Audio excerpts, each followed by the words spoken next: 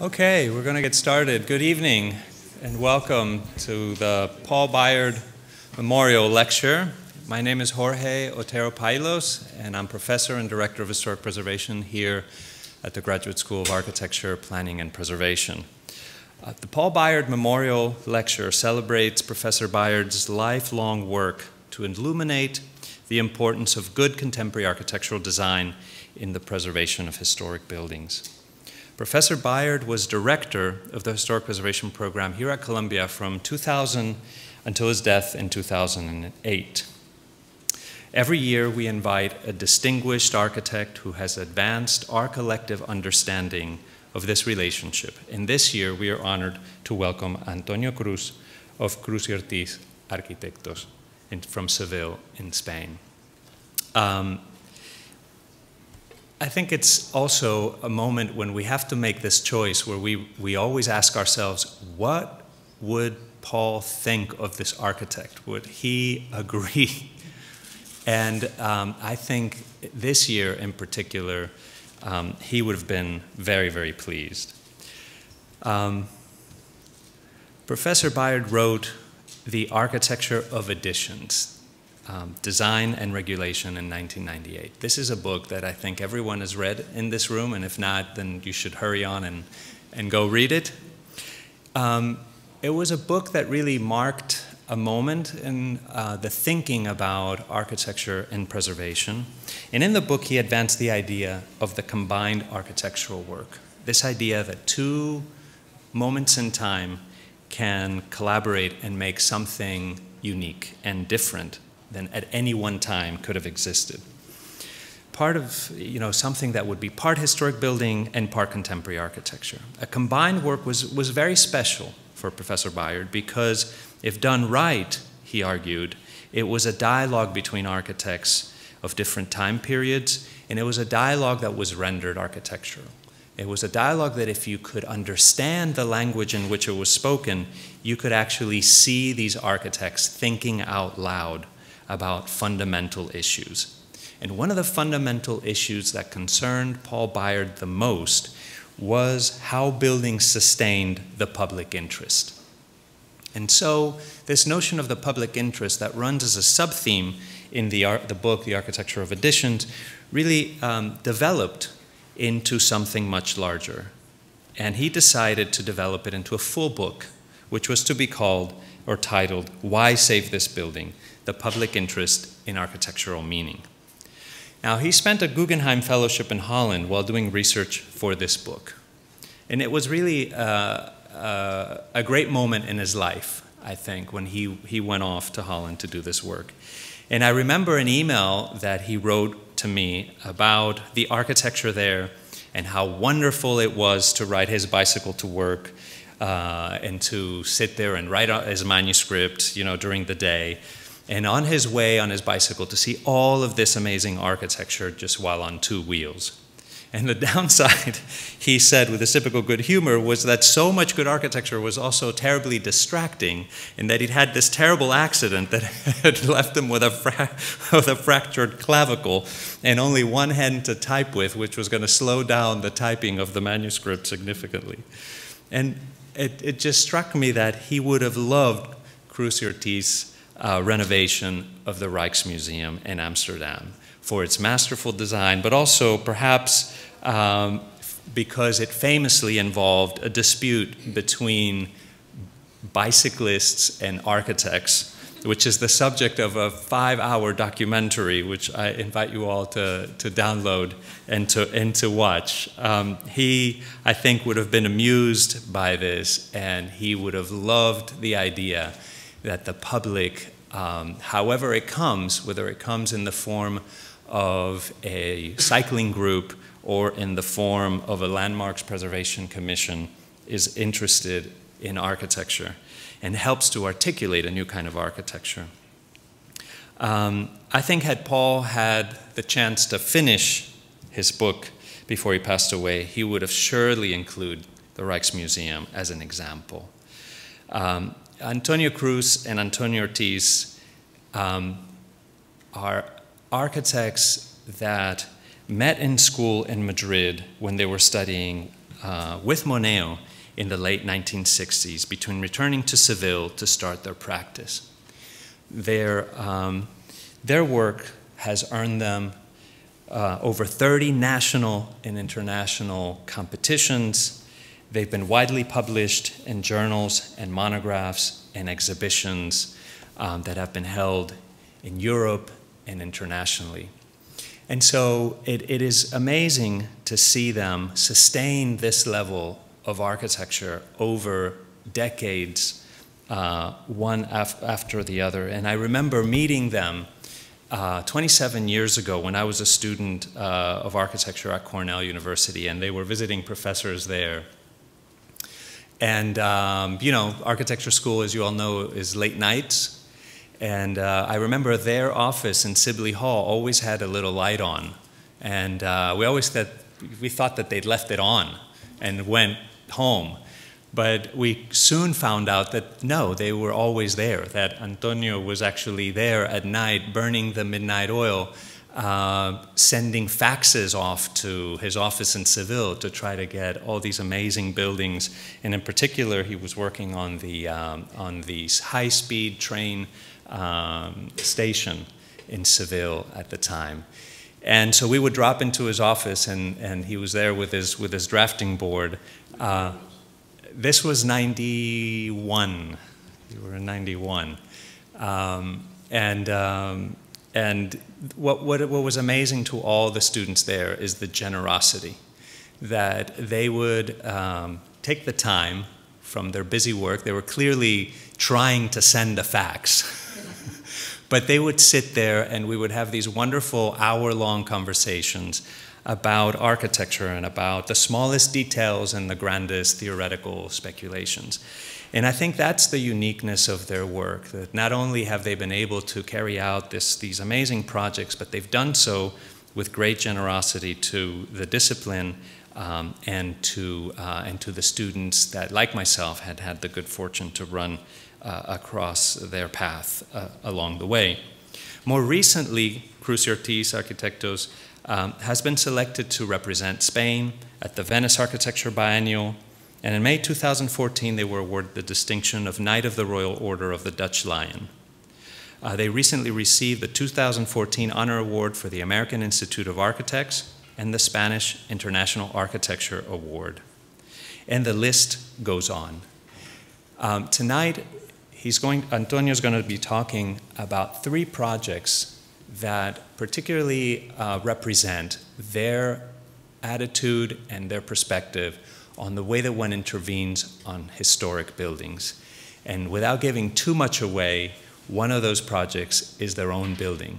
So that is the challenge of all challenges, to have to go back to your own work. And so without further ado, please join me in welcoming Antonio Cruz.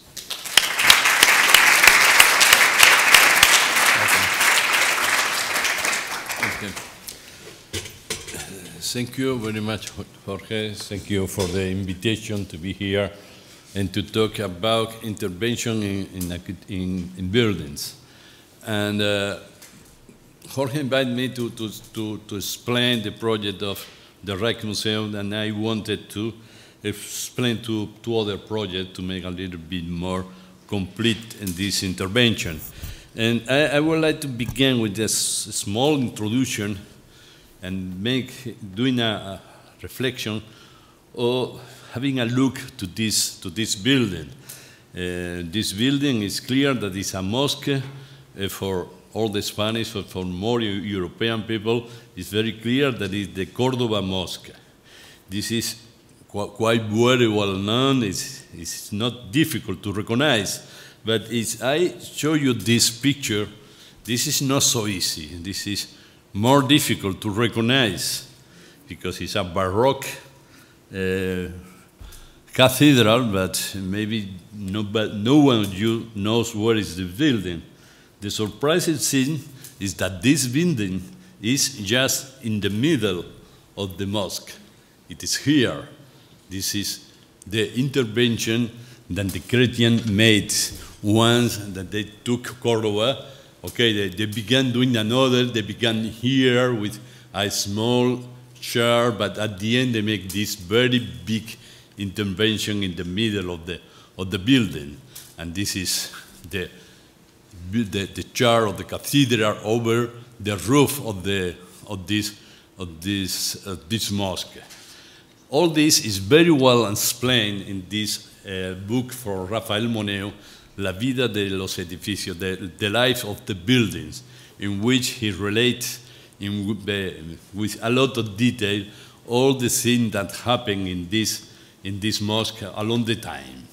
And I would like in the introduction of this book, that I am sure that I think this is already translated into English, but I am going to quote only one word in Spanish, and then I will do some translation, like a translation.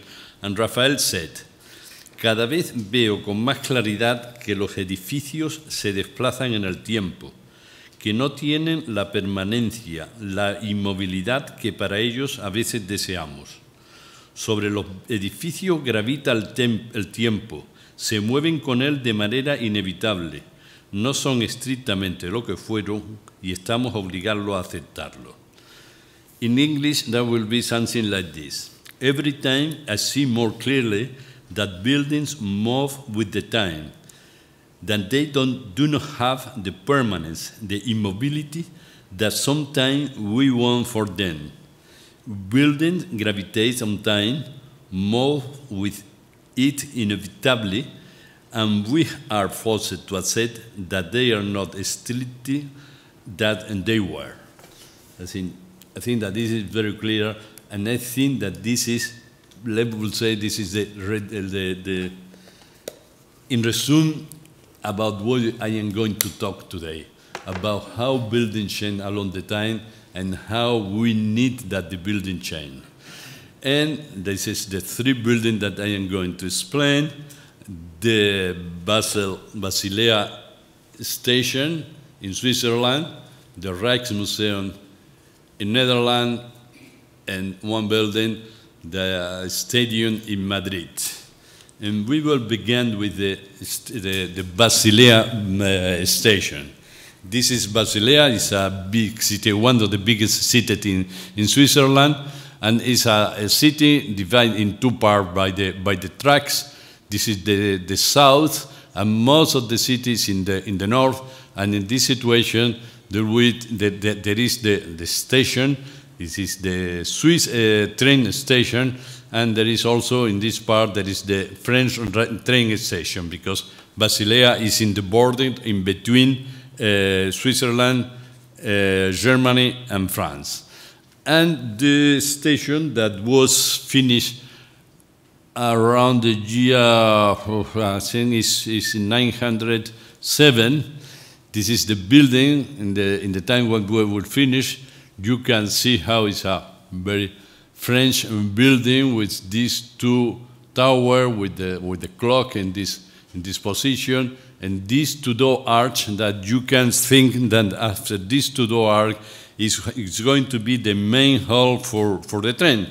But this is not like this. What you are going to find after the arch really is the hall for the tickets. That's what you find in that position. This is something that maybe it's surprising, but it's a very beautiful room that it is still there, and that is going to be one of the main problems to resolve in the remodelation of the building. The problem was that after this hall, this entrance hall with the ticket, they have different tunnels. This was the first tunnel that passed under the tracks to arrive to the different platforms, and then they made another tunnel going to the south because the train station was enlarged, there was more tracks, and they need another tunnel. And that's made that the functioning of the train station was very, very poor. And they proposed to make a competition to make a passerelle over the tracks, and that the people could arrive on the upper part of this passerelle and going down to the different tracks. And that's what the point where the new passerelle have to arrive. And you see, there were a lot of compromise because we need to, this was a building that was a monument, and we had to deal with the fact that we need to make modification, we need to make a new passerelle in the, over all the tracks, and arriving to this point. For sure, you had to change something, but the problem was to make in the more accurate way. And this is the first idea in which we began to work, because you can understand that this passerelle has many different problems. It depends on the different situation in which we are. In some point, we need to be high enough to go over the existing cantilever, and that we could superpose the new roof of the passerelle in such a way that we had to make a small modification in the existing buildings. In another point, we need to go down, for instance, here to make the links with the existing point. But at the same time, there is a lot of different situations that was quite difficult to solve with a simple form. That's why we began working with doing a very simple plan, solving the problem of the different escalator and the elevator that had to arrive to the different platform. We proposed a quite regular, well-organized passerelle that's come from here to there, but the problem was how we can connect with the existing building. And in this here we see how we propose a roof that goes over the different elements. And for instance, in this part we had to be higher because we wanted to be at the same level of the existing cantilever, and that we could be over it, don't touch without touching this element. But then we had to go down in this point to arrive to make the connection and all that. And at the same time we need to be quite high in the middle to have a feeling of a big building. But in this shop, in this commercial space, we need to look for a lower level of the building. And with this, we began to play, or we began to try to look for a geometric, a free geometric form that allows us to make all together, or that we could get everything that we need in the different points.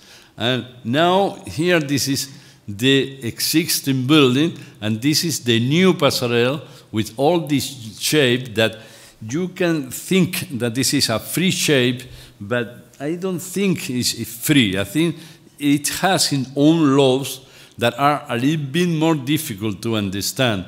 But this is not a free shape. This is something that is a more complex shape. You see how, for instance, in this point, we can make our building higher than that, and we can hang all the facade for this beam without touching. There is a gap in between this old building and the new building. There is a gap, and it's a free space. All these elements were in this idea, but at the same time we get a very recognizable shape, a very recognizable profile that gives the idea of a new building, that gives the idea that the building, the station, have changed. This, in the profile of Basel, there is now this profile that explains that the station have suffered a change, and there is a new station, even that we have done modify as minimum the existing building. And the only point that we are going to modify is in the relationship in between this passerelle and this hall of entrance to the building. Because I don't know if okay? This is the situation of this is a model with all the shape of the roof, and this is the roof. When we arrive to the south part, in this part we make an elevation trying to get a new facade to the south of the city, because all the main cities is here in the north, but in the 16th station, they have not any facade to the south. And we created this, we make something higher here, trying to get the feeling of a facade that make more visible the station in the south part. This is the station, the new passerelle, and the profile of the building, and the building is a metal building with pillar in steel and a roof of aluminum. But the problem that it was difficult to solve was also how make the relationship in between this new passerelle and the existing hall. Most of the entries that we have in the competition, they propose don't to make any change in this hall and to make the elevation of the people to the passerelle just in this wide platform that we can have here. But our purpose was to maintain the importance of the existing hall like the entrance to the new passerelle. We understood that if really we wanted to maintain the importance of this hall, it was very important that it was really the point in which you can enter to the new passerelle and you can have the escalator that allows the people to go to this level, to the upper level here. And we propose this modification that now you are going to see that you can understand that it has been very difficult to the conversation with the people of the Denkmalpflege, that is the people who had to take care of the monument in Switzerland, because we wanted to convince them that we need to make here a big hall in this point with all these arches in such a way that the passerelle could arrive directly to the hall. They understand the importance of this idea. They understand that was part of the project, and that in this view you can see how the demolition of all these arches was done. And now the integration of the new escalator, we maintain just till this point the hall as it was in this point, but all this part we maintain the two, one arch, another arch here, but the 6 small arches was changed for this new intervention. That I think this is the most important or the most difficult part in our project, is to get the permission and to get the opportunity to modify this charter. I can't remember the name in German. That the hall for the tickets, it is the new entrance to the new passerelle. This is the day of the opening of the passerelle, with every people getting from that building to the other. I think this was the main the important point in this project. And this is the interior. In the interior, we make a roof that was very visible with this wood in the roof that gives you the unity all along the 200 meters of the passerelle, and we leave that all the changes that you need to have in a commercial space appear from this line till the bottom. And here everything could happen, but here in the upper part is the space where we wanted to maintain the unity of the building. In here, once again, this difficult point in which all elements are here, and our new roof and our new facade is here without touching this point. This was the, and here also we see the same point looking from the outside. And now I am going to explain a little bit about the construction on how we can construct this passerelle, because we had to do at the same time that the whole station was working. And the train in this city is very important. Every day, in a city of 500,000 inhabitants, I think that every day, approximately half of this 200,000 pass by this station.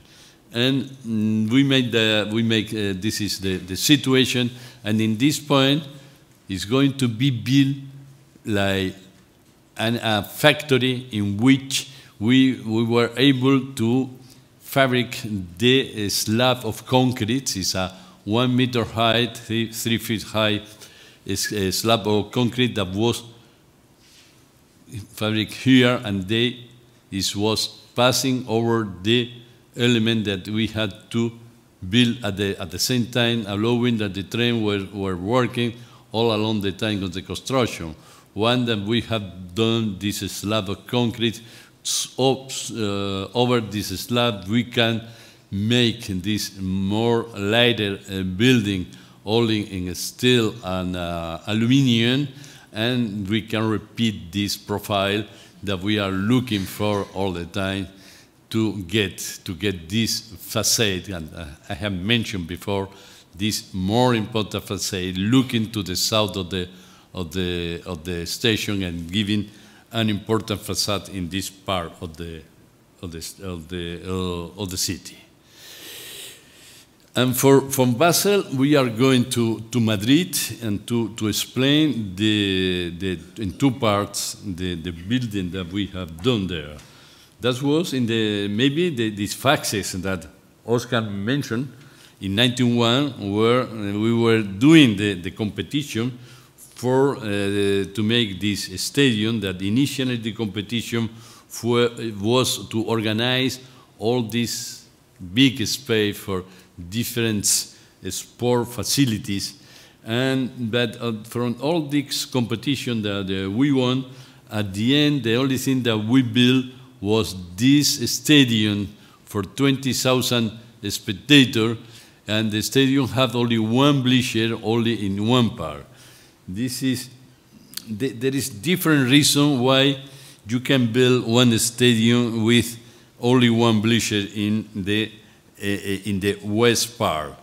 And that can be explained maybe because athletics is not the same sport than football and or soccer, how you say here, because in soccer all the pitch is very homogeneous, but in athletics most of the things happen in the final, in the arrival, or maybe because it was important for a city like Madrid that we are going to do the track and field stadium to get something that have some importance, maybe because this part of the city need an iconic element.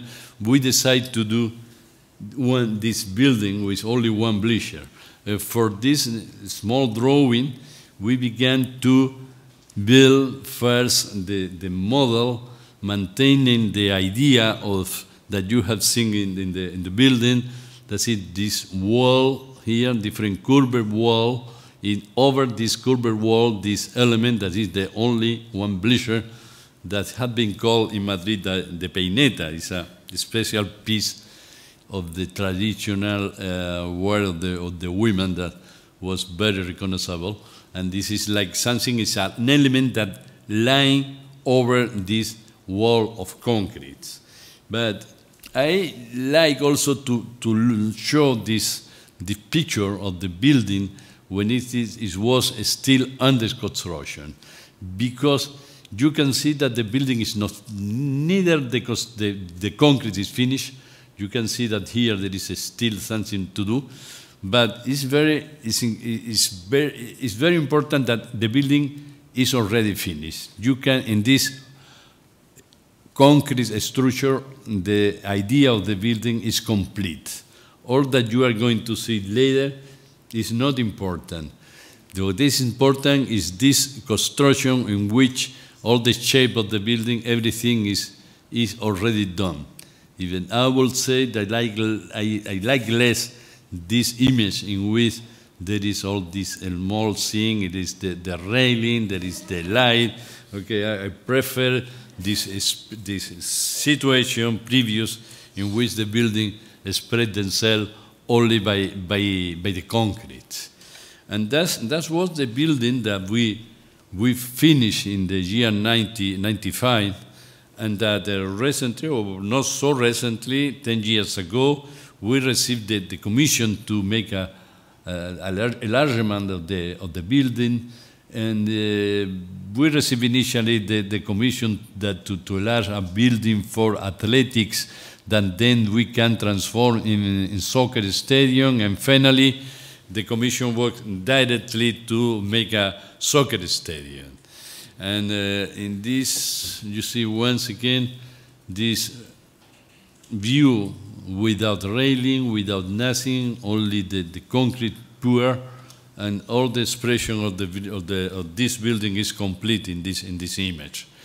And this building that also couldn't be understood like a two-facade building, like a Hano, one building that you don't know if the real facade is the interior or is the exterior. And even in the interior, this sensation on unique material is very present in all the spaces that we have in this interior. And now we had to make the enlargement of this building, and we wanted to maintain this iconic building, or this iconic impression that was already very important for the city of Madrid, but we have to make a transformation, and we need to make something that complete the 16th building. And that's what the first idea that we did in 2004, I think, that we began working in this enlargement of this building. And we wanted, as I have said, try to maintain exactly this image that had been the more fixed image for people, but we need to, in any case, to make modifications. And this modification is implied that we are going to change all these elements. We had to build one bleacher and a second bleacher over the previous bleacher. We had to complete with the same system of constructions. And we propose to make a roof that is a cable and canvas structure.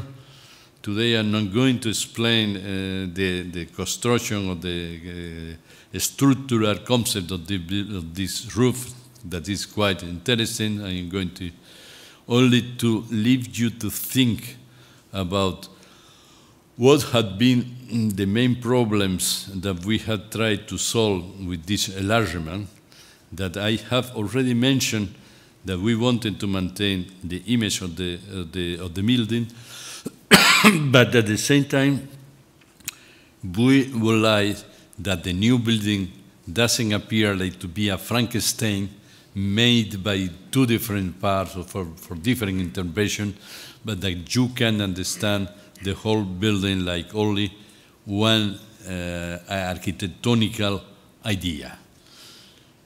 I let you see a little bit of soccer because everybody had to have a little rest. Spain won, of course. And but okay, this is the complexity. This type of sport facilities are really, really very complicated program with so many different people here. You see the new roof, but at the same time, you see how the initial building, once again, like also in Basel, we don't touch the initial building, even that this was our own works, but then we had to begin. This is the final project in which is different. We make a roof that is a little bit different of the initial, and we have to make, this is an explanation about the different elements of how the building had been built with all the excavation and the different program, because really it's very, very complex for the different families of users that one building like this has. We had to deal with the general public, we had to deal with the VIP, with the VVIP, with the referees and with the athlete, with the press.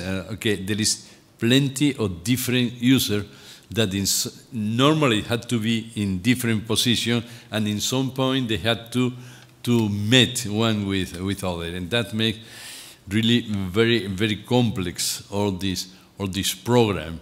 And I had to say, because I think that most of you know already how the Spanish architects we work, that we are very generalistic. We work in all the part of the architecture. We take care of the functioning. We take care also about even about the construction of the building, about how the roof works. Even that at the end we have also engineers that work for us and that they make the last calculation, but the structural concepts is part of our works. And here we had a lot of fun, I will say, because we to do this roof is something that is also very interesting. The roof itself is like an element that resists itself. They only transmit to the concrete part, that is all that you are seeing now. They only transmit vertical loads. They don't transmit moments only, and that's why we represent that with this element that now arrive like a wheel, or like a well, and it is really like this. You could take this element, you were strong enough, and you can make independent of the total building. And this is the last element that arrived and made the unity in between all these elements. Okay, and now we are going to go ahead. We are going to pass Lydia. Okay, and this is the image of the building. And I am going to go a little bit quickly because we are not going to have time to speak about the Rijksmuseum. But I think it's interesting to see this image about the construction of this roof, how so many people working in a building like this, so many engineers, so many good professionals that have to collaborate into doing this complex construction with all these pieces that had to be fabricated previously with really complicated shapes, and that everything had to, at the end, be in the place, in the set place.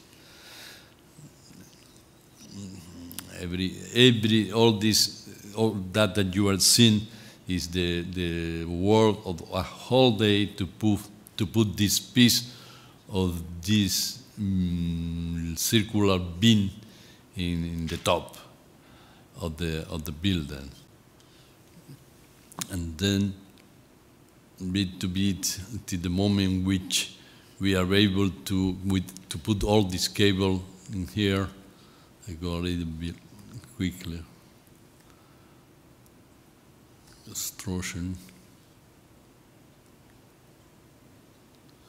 But at the end, this roof with this stereo cantilever that goes there and there and there. But you see in this image, this is interesting for me, to see how this is the previous building. It is there for the nostalgic. Then always say that the previous war was better. You made better worse now. Okay, you have those who like the initial building. It is there. So many people around these interesting buildings, interior complexity, vision, all that is measured to at the end, at the building. Only 22 players at the end, in the middle of the field. And the snow arrived, and Sunday give us a different vision that we had never thought in this. And now we are going to Amsterdam and to talk about the Rijksmuseum. And the Rijksmuseum is in Amsterdam. Amsterdam is a so beautiful city. It's one of the more beautiful cities in Europe. It's a city that have all these buildings, but have mainly this canal that are so impressive and is so wonderful. And in this city that began in the year, this is a vision of Amsterdam in the south and the year 1000. It was a very small city, but it was a very powerful city that bit to bit began to growing, doing a crown around the old city from the east to the west. That finally they complete all the extension of the city, and that's what the city, in the moment that the first building, the first Rijksmuseum was built in this position. You can see that the old city, the historical city, was already complete, but nothing had happened around outside this old city. And in this moment, that was a moment of growing of the city, and at the same time was a moment in which the concept to be Netherlands, to be a Netherlands was a very important moment from the point of view of the nationality. There was a museum that had been created in the year 1801. But at the end of the 19th century, they wanted to make a new museum. But at the same time, the idea was that the city is going to grow to the south, and this was very important in the conception of this building for the very beginning, because this is the Rijks as it is now, and this is all the old town. But this was the idea of the competition that Peter Kuipers did, and with that drawing he won the competition. And you see that the building at the same time is a door to the extension to the city to the south. You can see that this is like an arcade, and you can cross through the building. This is very important in the conception of this building for the very beginning. This way to pass through the building is not only a passage, it's really a street of Amsterdam. Okay, this is the property of the city of Amsterdam. It's not the property of the museum. And this is very important in this history, in the history of the museum and in the history of our extension. And Kuipers planned the station of the city to the south with this with this trident, these three rods, and even in that time, you can see that in the beginning, not only pedestrians, only horses, even tram are passing through the building, and that's what the situation of the building when we began to work there. But we began to understand the work of Kuipers and to study how was done this building. And we discovered this drawing in which there is a doubt in the time of Kuiper. There is a doubt, there is a two possibility, because for an architect like Kuiper that was trained in the academy in France, it was very easy to suppose that he can make a building with two courtyards, one courtyard and another courtyard, with an entrance. This is easy, but the stair had to be here in the scheme that they know how to do. And the problem of Kuiper that he can't situate the stair in this position, because this position there is a street. And then he studied two possibilities. What I can do, said Kuiper, I go to the courtyard, and from the courtyard I enter in the building and I put the stair in this position, or I put the entrance here and I put the stair in that position, and I left the courtyard only like an interior of the building. Finally, Kuiper and the people who managed it took this decision. They have a building with two doors. I think that we can see if we go a little bit in the rear. Okay, we had the building with one door here, another door there, and with two stairs in that position and another position. Okay, that was the decision that Kuiper made. This was one of the possibilities. That was the other possibility. And then they decide this is the upper level with the same problem, and they decide to take that. And in Kuiper's time, the courtyard were part of the exhibition. You can see all the rest of different pieces of architecture that were in the courtyard, like part of the visit of the building. But this building have had always this problem that the street cut the building in two, and there is no relationship in between east and west part of the building. And at the same time, the building was not very well understood in the beginning. They find it that there was a lot of decoration in the building. Kuiper had understand the building like experience, like now is said. Okay, it's not only to see the pieces on Rembrandt or the Vermeer or the Van Gaal. He understood that the whole building had to be one experience for the people. But you are going to see how during the 20th century, this is not understood. During the 20th century, the curator and the director of the museum understand that a building for a museum had to be a space in which you can contemplate the piece of art in the more independent way and without any that disturbing your perception. And that way, they began to eliminate decoration and to eliminate things. And that's what we found it when we arrived. Everything was painted white, no decoration remained there. The Protestant had won the fight against the Catholic architect that made this building, because that's what another of the problem, that the Kuiper was a Catholic for the south, and the Protestants said this is too much decorated.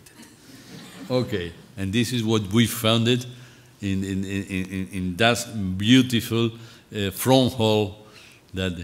And okay, this is the place where the restorator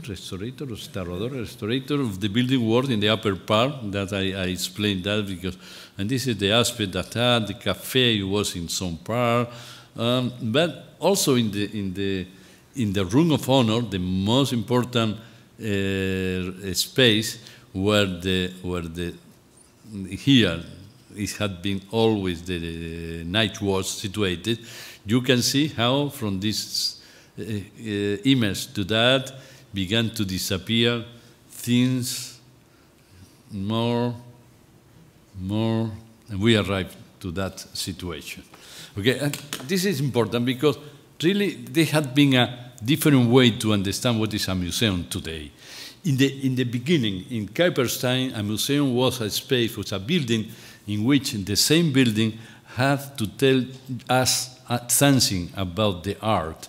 It's not only the problem to show the small pieces, wonderful pieces from Vermeer, or the Van Gaal, or Rembrandt, or whatever. Is the building itself had to be part of the experience. During the 20th century, nothing of that, only the piece. And now, today, we understand again that the building itself had to be part of the experience, the people who visit a building. Now, we are more in the line of the people of the 19th century, not exactly with the same thinking, but we understand that we need also the experience. That's what they happened also during the 20th century with the courtyards. All the courtyards were absolutely villa, full of different levels.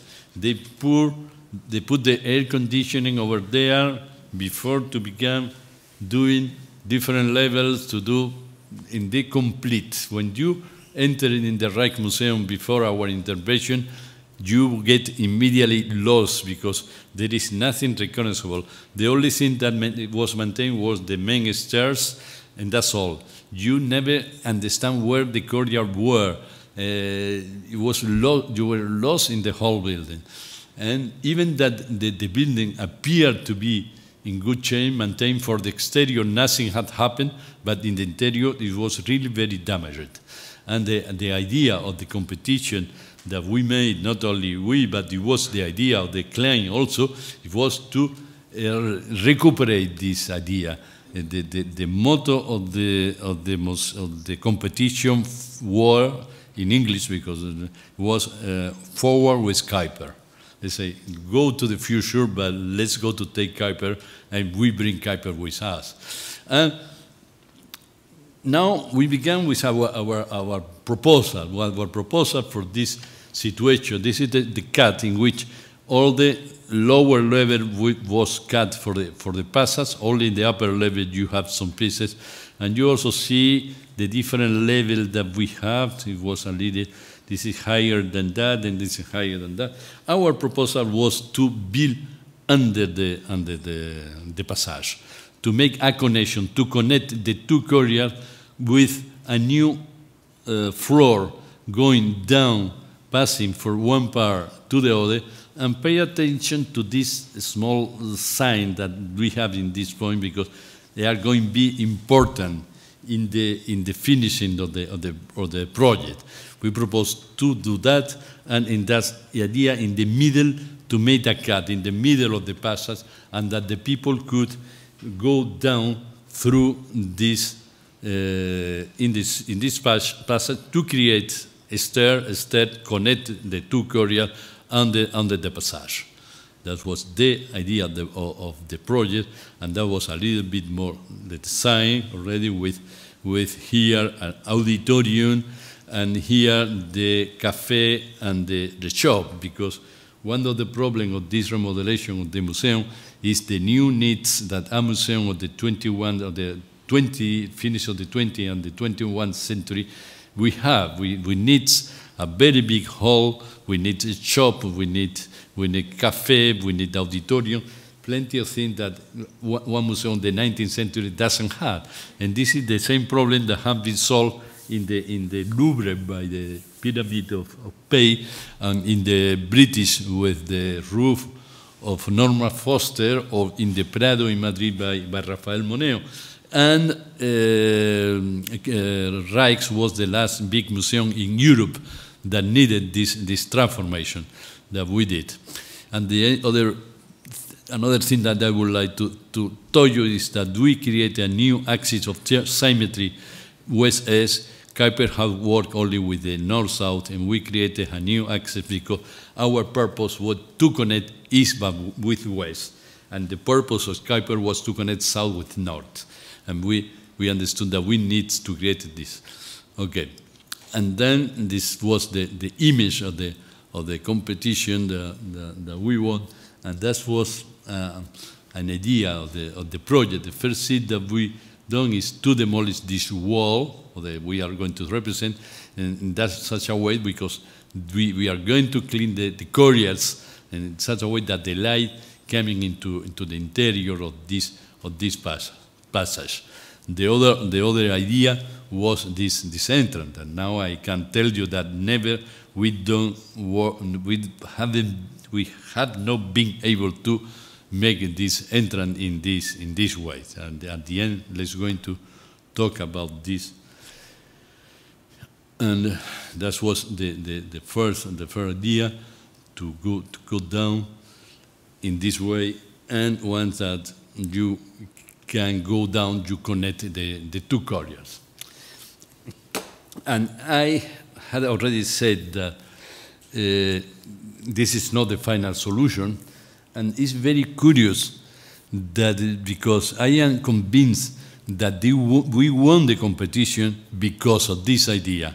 This was the strongest point in our idea, was the idea to make this gap in the middle of the passage and to enter to the corridor through this gap. And at the end, for bicycle reasons that I will explain later, we have not been able to do that. And in any case, we are happy with the building. And it's only that it's important to tell you the history and that you know how things had happened in this situation. And okay, this was the initial idea: two clean corridors that doesn't exist before. Now, okay, they sit in the very beginning, and they were lost. And this is the point of connection in between the two corridors. This is the passage. And now we arrive to the second corridor, in which in the lower part there is the shop. And now in this way we are going to go to the cafe, in which we think we can see the connection in between the two corridors, the passage, and we see this element in the top that we know, or we call the cantilever, the chandelier. The chandelier, that is a special element with many different purposes. But to begin with, you can understand that this ceiling creates a virtual ceiling that made that the height of the two corridors and the passage is the same. And we get in this way the union in between the three elements by the virtuality of this virtual ceiling that creates the. Okay, that was all the problem that we had with the bicycle, and I am in this. Okay, I am going down to speak about one building that we have done in the time that we were fighting with the cyclists.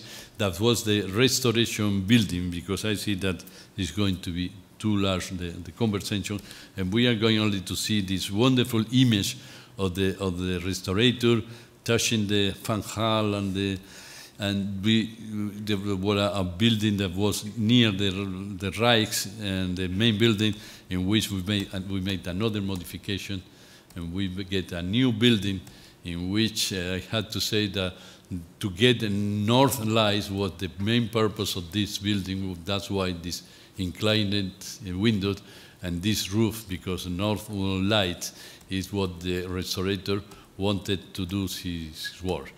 But I go quickly with this building because it's going to be too. I like to show this picture because it's a picture of all the people working there that are really very happy. And they took the photograph and they sent to us like a gift to us, saying, we are happy with your building. And all of them, they are there. Okay, we go back and, okay, for different reasons, at the end, we try to make even another proposal, like to let the cyclists in a park to reduce. But the curious of the situation is that at the end, the cyclists, what they want is to be in the middle. What they want is a problem of signal, of signification. In the middle is the king is in the middle, and the Pope in the middle, and they want to be in the middle because that who is in the middle is the one who had the power. It's not the problem to have space, because you can see that there they had a lot of space. Even I say something, if they have accepted this situation, they could stay in the Reich forever. But in the situation that we have done, in some day and some year, they are going to be out. If they have set the situation, a situation that is expressed for the bicycle, they will be maintained forever. But now, I think that more than 3 or 4 years, they are going to be out, because you cannot have bicycle passing in this museum with problem of security in all the levels. And this is what we have to accept. And but okay, any case, there is a problem in us, and there is satisfaction in us, even that this beautiful situation on the entrance hand we couldn't done, but we were able to complete this building and to make all of the things. The project that we have done is more or less what you are now going to see now in this video, going from the south part. Really, there is 3 or 4 things that I would like to explain about the small intervention that we have done in this part of in the north part of the building, like this element for the entrance, or another element for the Asian collection that we had done also in the north part of the building, like a special intervention, always all this intervention with the same stone that we had used in the pavement and all the arcades that we have in the courtyard. We took a special stone to significate the point in which we had work. The color is similar to the color of this basement of the building, but the quality of the stone is quite different. But we have made these 2 interventions. That's one that we had already passed. It is a space for the entrance of the logistic. And now at the end of the passage, we are going to see another small building that we had done for the Asian collection. The Rijks have only Dutch art, but at the same time have also a good Asian collection of art. And they are happy because instead to be mixture with all the rest of the building, we made for them a very special building in a small lake, and we construct this building different that stay in this point, and is the building for the Asian collection. And okay, what we could explain more, that in the place where they had built in the middle of the courtyard, we demolished. This is the demolition that we have done. This demolition, and with all these elements, and this at the end we arrived to this situation. Well, this building that is full of cicatrices. Scars, no? And somebody said to us, "Why don't you leave the scar visible?" But we think that is not the way that we like to work, and we restore absolutely this space. This is the complication to do this building, because it's said that this is really in Amsterdam, when you dig only 50 centimeters, you have water. And you say, when in Amsterdam, say if you want to make a underground, you need a sailor more than a constructor. And this is real, in that complicated to build the concession. And this is one friend of ours, Jose Manuel Ballester, that is an artist, is a photograph painter artist that had made really wonderful. He followed normally our work always. We have Jose Manuel always doing work, picture not for us. He makes his own picture, and he takes all this beautiful image. And possibly we are going to make a special book about the Rijksmuseum. Also in the Peineta, in the stadium, he had made one of the photographs that I have shown is from Jose Manuel, and he always is thinking and finding interest in points where you doesn't see anything. He's in one opportunity, even in these empty spaces of the art, where the art was stay. What happened now when you take out the painter and you retire the everything, and this is the face. Okay, this is already one normal photo. This is people arriving and looking at these courtyards that only people that have more than 18 years, they say, okay, I remember for this courtyard that I see it before, and people was discovering what they have, and they doesn't know that the Reich had these beautiful courtyards in his interior.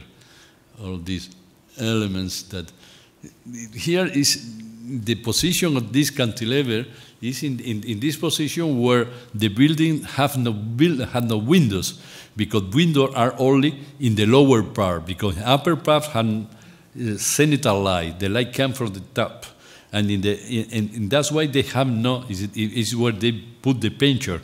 In the first floor are the sculpture.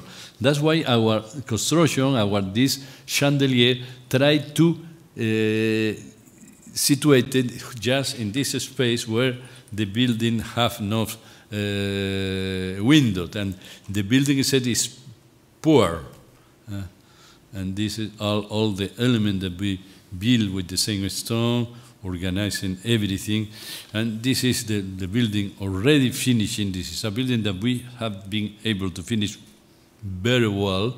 We can finish all the details. We are very happy about this, and this is the building empty, but at the end, and the light coming from the top, passing through this element, how this element I previously explained to Jorge, how this element had a lot of purpose. For instance, he is good for the sonoridad, for the sound of the space, because it's an acoustic element. At the same time, we had artificial light in this element, in here. This is good, but at the same time, this is the virtual ceiling. But at the same time, it's an element that you can feel how the light is coming from the top to the lower part of the courtyard. This is the different purpose of this element. And then when that the building is finished, at the end, the only thing that we could have all these elements, even the auditorium we can control, and then the painter. We began to recuperate all the beautiful painter. This is how it is now. Okay, just could be maybe a little bit.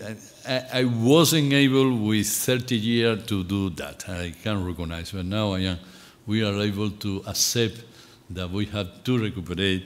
It is curious because, for instance, the company who made this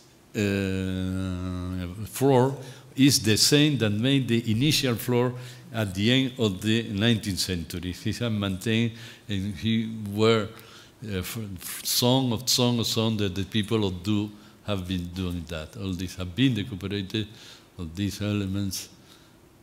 Yes, and this is the Gallery of Honor, waiting the arrival of the night watch, and with this of the picture. Here, once again, Jose Manuel Ballester take these photographs that are very, I think it's very sensible to see in the interior of these boxes are pieces of art of very a great value, no? And you feel that this element, that all these are waiting the position, you began to, and then every element come now, and there is only the night watch that arrived in the last moment with lot of ceremonies in a box in which Philips and Chrome and everybody is there because they give the payment, they sponsorized the museum, and this gap in which the Reich is going to arrive to the place. Everything is ready, and now, puff, Beatrix, the queen can finally finish his queendom and let his son William. 10 days later of the opening of the museum, she was waiting that we finish the work to be retired. And now only the people arrive to the museum, and only to finish is a leader feeling about what is a museum today, which is the mixture of different art, how the people, the different culture enter, and to finish we see a mixture of USA music with in a Dutch museum, in a small film that is say how a museum receives today the people for all the manifestations.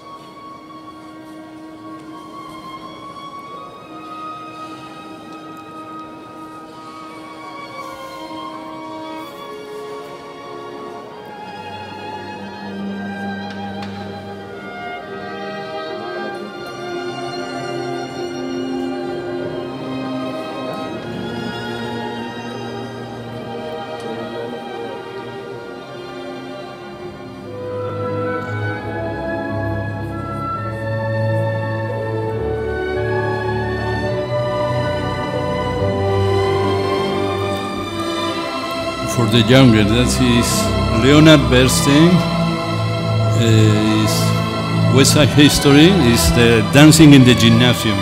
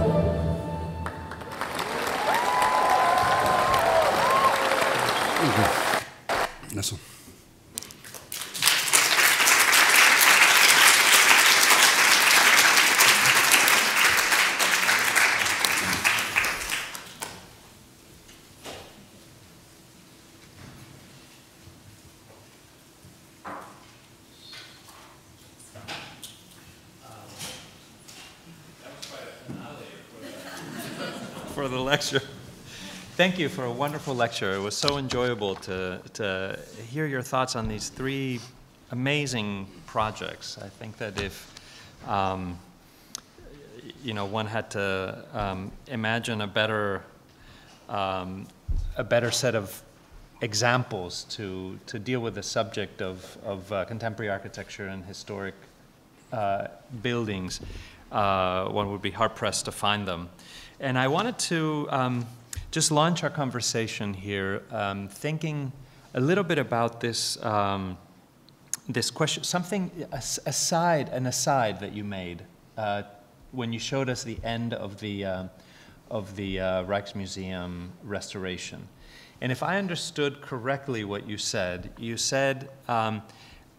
when we looked at the restored interiors with all the polychromy of Kuipers, you said 30 years ago, I wouldn't have really accepted this.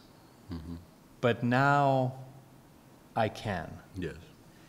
So tell us a little bit about that.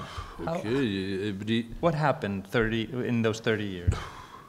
Everybody had to be conscious that all the people of our generation came for education in which, I know the name in Spanish, but in English, it was a book that said Ornamento y Delito. Ornament and crime. Ornament and crime. Yeah? Okay. That was our when we were young, that was our thinking. The ornaments was a crime. After that, we were quite young. We began to understand that ornament appear in the point where there are a problem of construction. That was our first approach to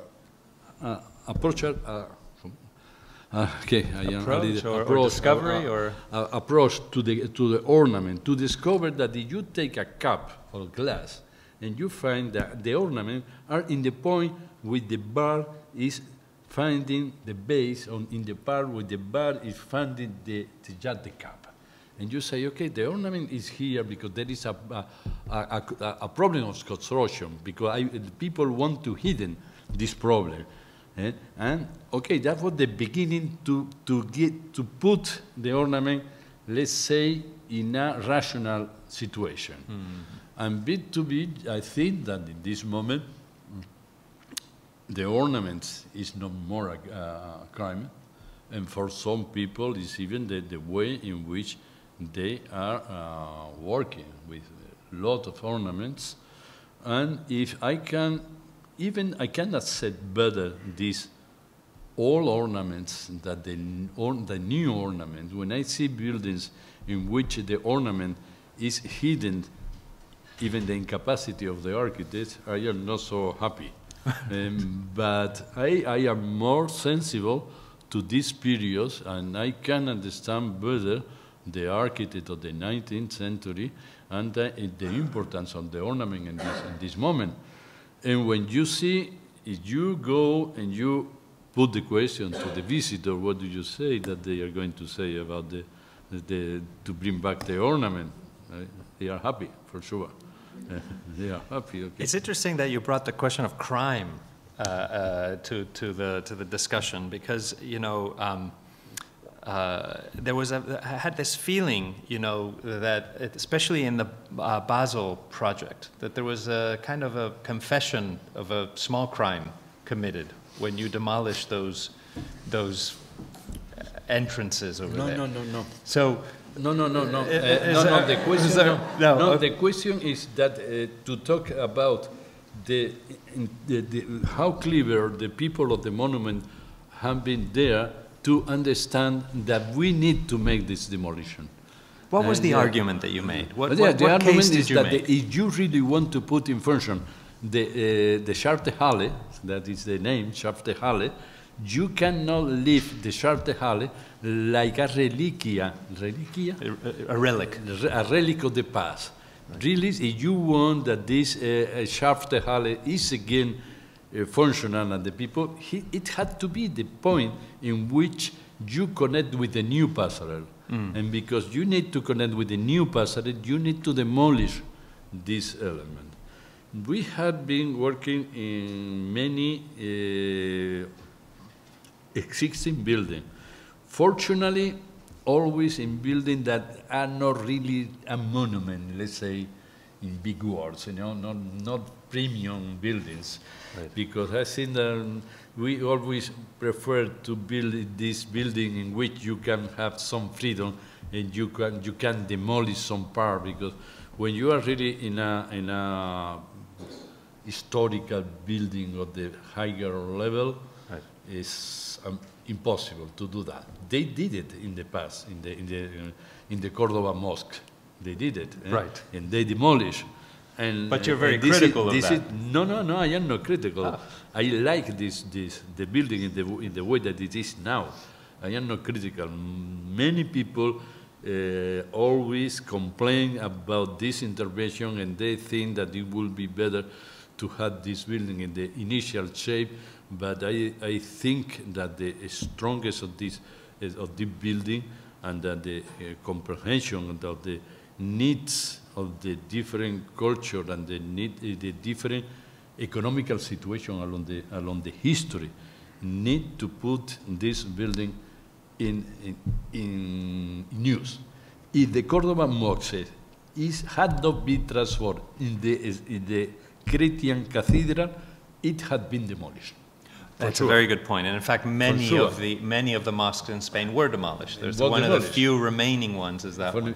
So are you saying that that was an act of preservation then Yes. to introduce that? Yes, because it's an act of preservation, because it had been possible to conserve the Córdoba Mosque because it was useful for the city.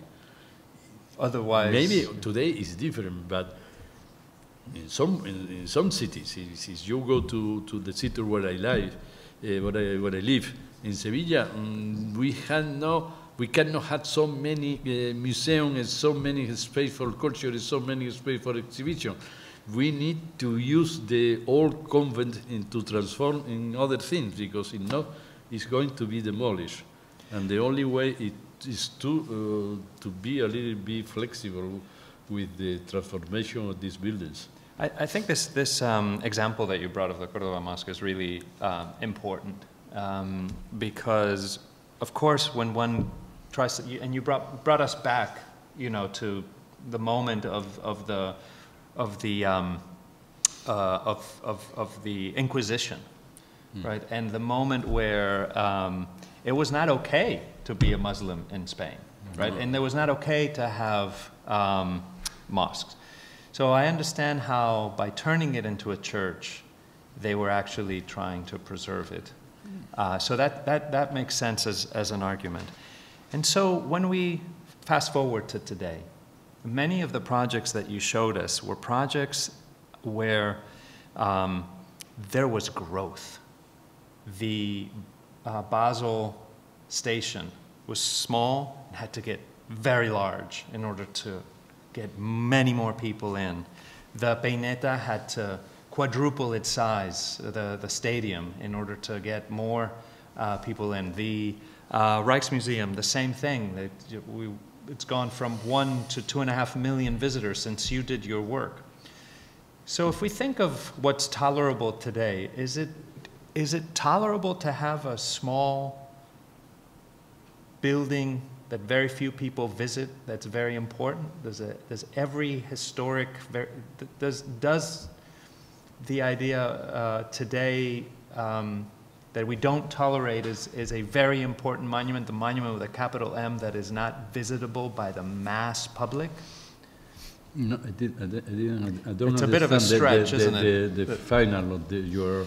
Every project. You said that all this building can be transformed because we need more people using them. And they're all yes. And increased. What is the question? The opposite situation. I'm trying to get to the by drawing the comparison. It's a little bit of a strong comparison over here. I'm trying to push the point slightly. That there were some things that were not tolerable at certain times, and that by making a certain kind of architecture, they were made tolerable. So the church in the mosque made the mosque tolerable, and therefore it was preserved. And so I'm drawing the comparison to your work in these museums. All that I understand, but I didn't understand the final idea.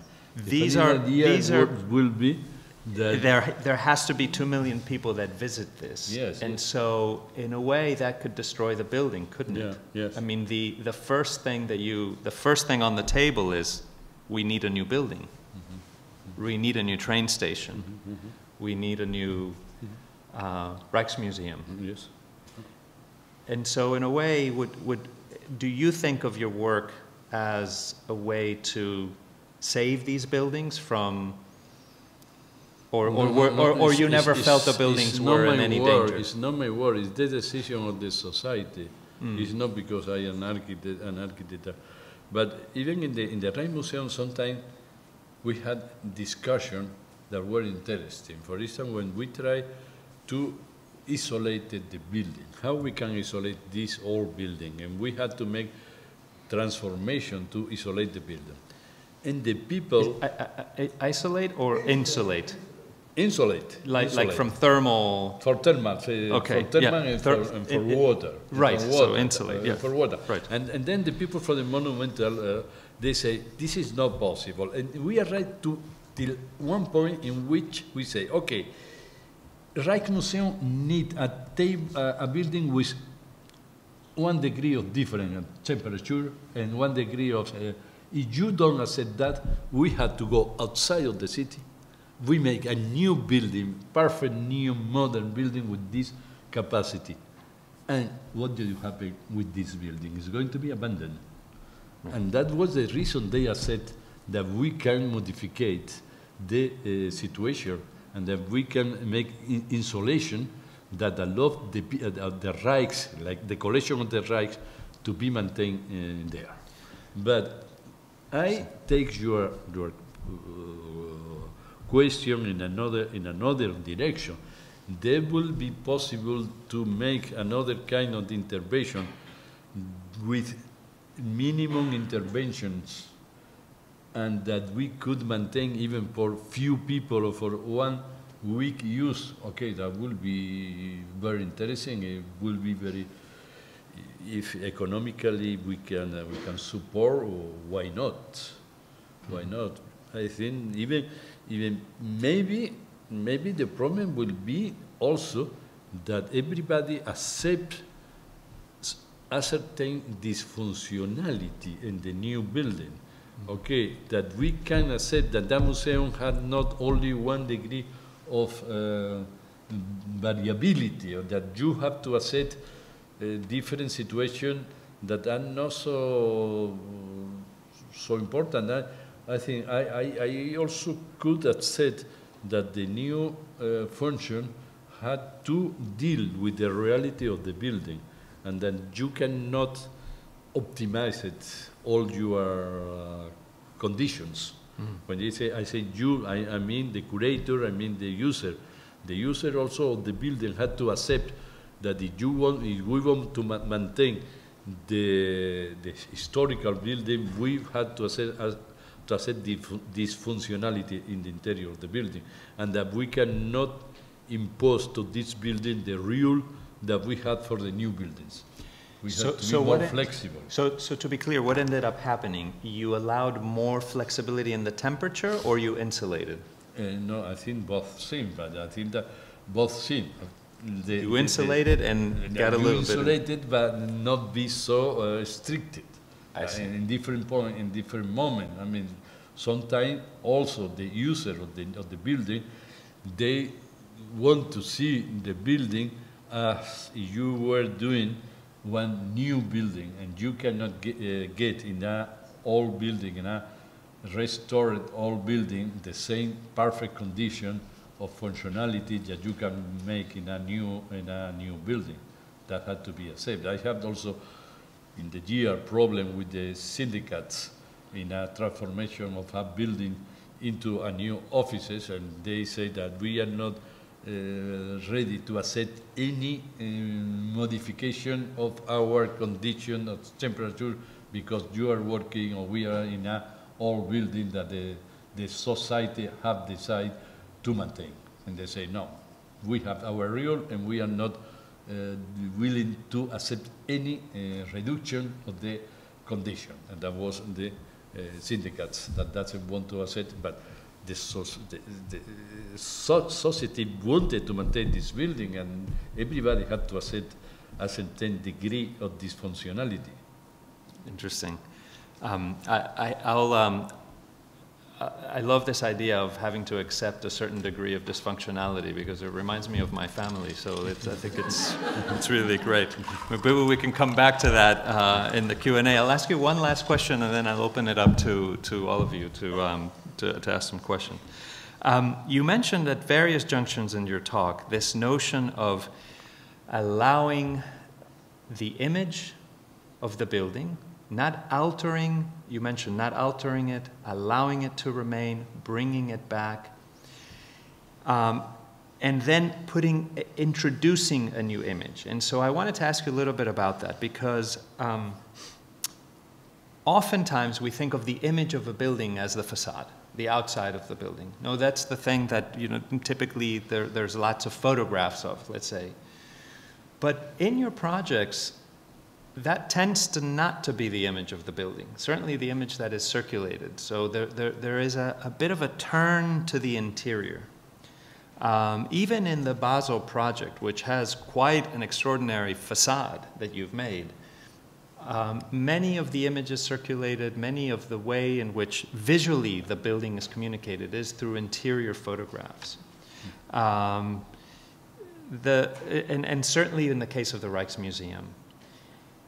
And I think increasingly so with the Peineta, which is now, it's the pitch, right? It's the interior that's in that roof, that third facade. So I wanted to ask you about ceilings. I guess it's my way of asking you about ceilings.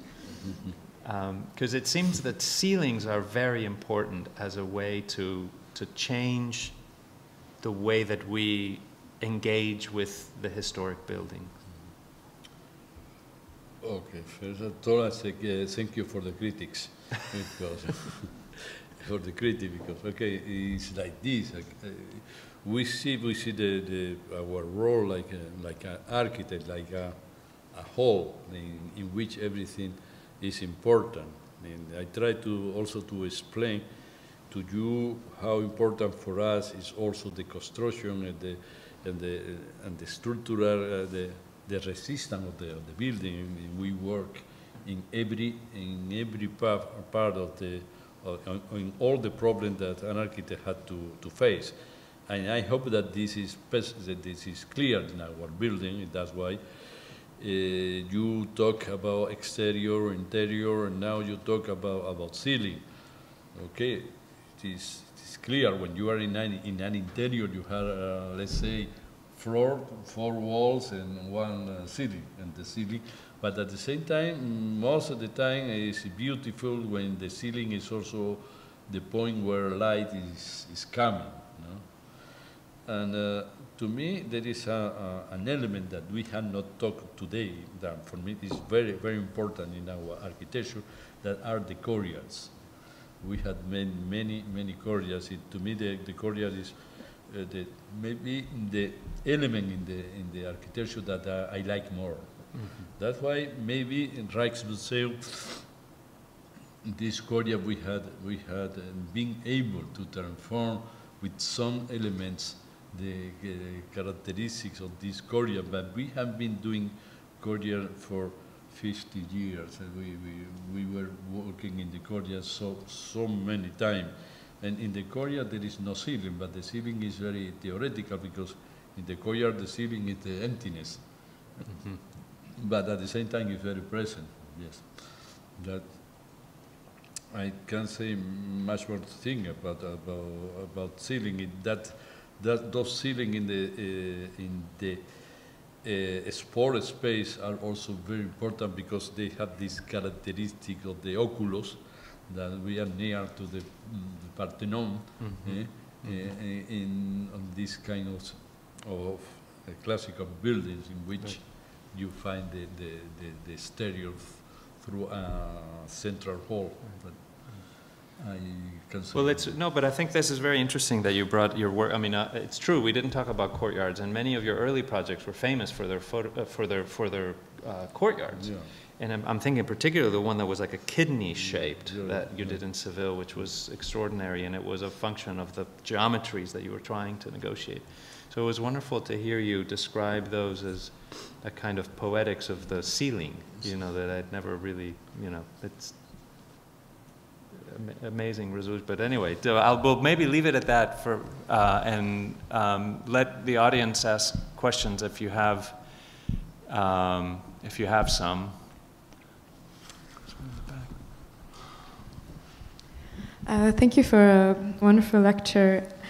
Something really compelled me when you were talking about the Rijksmuseum, and you were describing the original entrances to the museum. You were talking about the architect as if you knew him. You said something like, yes, he wanted the entrance to be from this way and also from this way. You were talking about him as if you were in conversation with him, although, I mean, this is a very old building. So I was wondering, the question is, how much of the process of design is reading the intention of the original architect, and how long does this conversation keep going for you? So, if I had understood your question, is you are asking me till which point the architect works with freedom, and till which point, okay, I had to say that for me, this is a very important characteristic in the architecture, in our work, that we had to work with many intermediates and with many intermediation. I mean, we are never free to do whatever we want. We can do something, and we had to be able to maintain an initial idea, a main idea, even that you suffer a lot of changes in your project. But you had to be conscious that an architect is like a painter that only has the canvas in front of his and the painter and began to do that. He made whatever he wanted. Or the writer also, they are very free. I think I don't want this freedom because it had to be terrible sometimes. It's better to have something that say to you, okay, you had to work in that way. But especially in architecture, you had to accept that one work of architecture is the final result of many different situations and people and economical reasons, social reasons.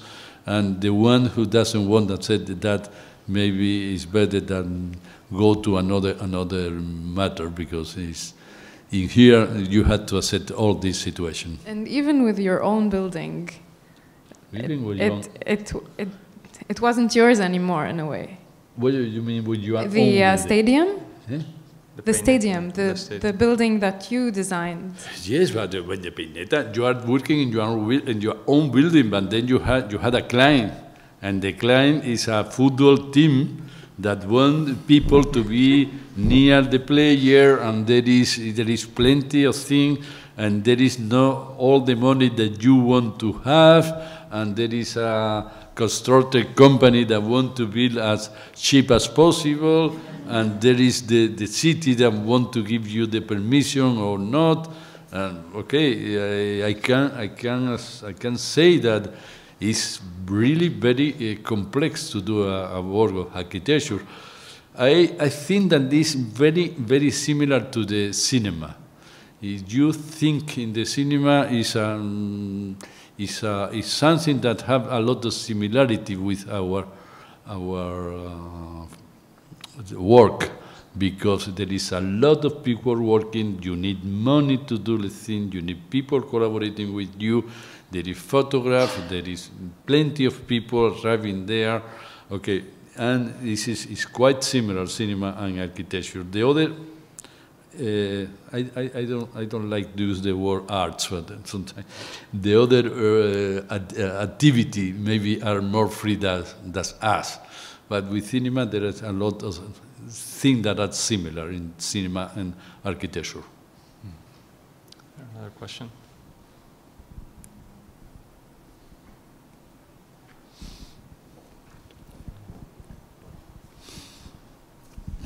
Thank you so much. What are the basic material in the acoustic panels that you're showing there, and how well did that actually work in terms of getting rid of the echo, which is a big problem with a huge space like that? You mean in the Rijks? Right, right. Okay. And then the material is said in Spanish top acoustic. I don't know how to say in English. I mean, it's a material made of wood, and at the same time have a lot of holes. And that's the material with which is made any one of these vertical bar. But at the same time, the fact that they are bar does help from the acoustic point of view, because every difficulty that you put to the sound made that the sound cannot go back. The sound entering between all these bars, and then when they try to go again to you, it can't go back. At the same time, the same material is absorbente acoustic. Absorbs the sound. Yeah. So is there much echo, or is it fairly quiet inside? It's too dry, to make the sound more dry. More dry, that means that less echo to absorb the sound. Question in the back.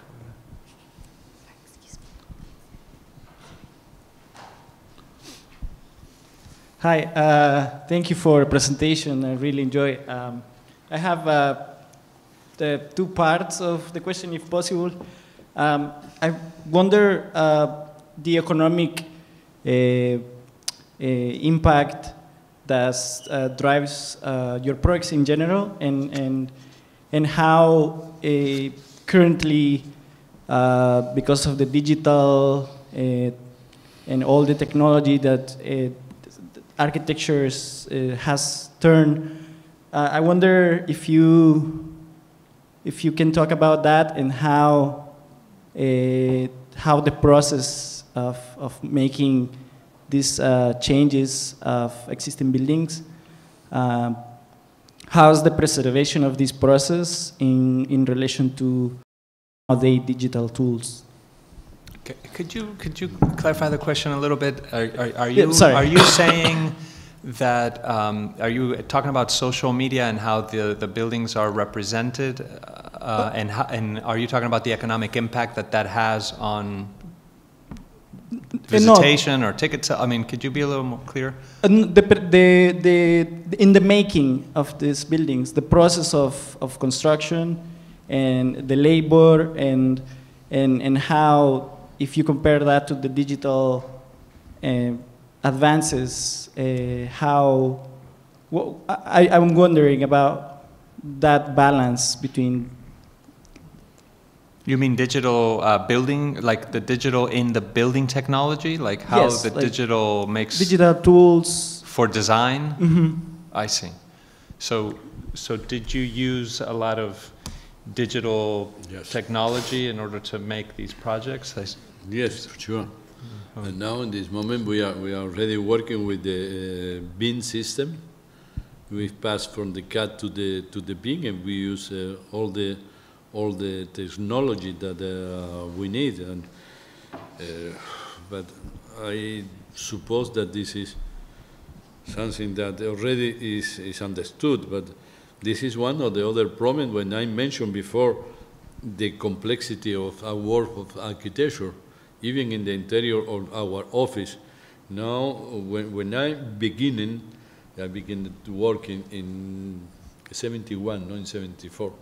Oh. In 71, I began to have with 23 years, I have already my own office. And, okay, it was nothing, okay, paper, pencil, that's all. And now every day we had a lot of computer, we have people working, we need to work with a lot of people. This is something that have changed a lot, and that make us able to work very quickly. At the same time, is a complexity to the necessity to work with the different people. And I don't know what to say to you. I only in the last days or the last month, I am thinking about all this idea about the new program, the BEAM program, that I am not. I would say we cannot forget about the representation that we had done for centuries about the architecture. This idea that we can, with plan and with section and with facade, represent with the facade represent an element that really have 3 dimensions.